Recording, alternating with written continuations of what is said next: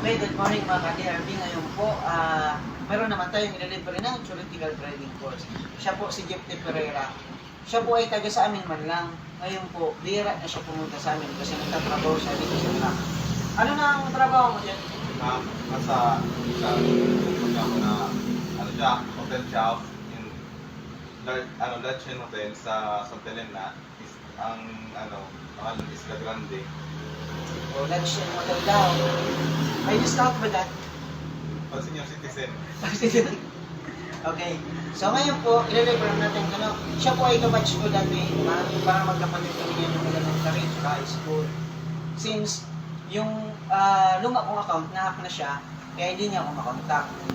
Pero mabuti pumunta siya dito sa aming school, kaya ililibre ko na siya ng TDC. Kasi since yung mga malalayong lugar, hindi dito nakakapunta.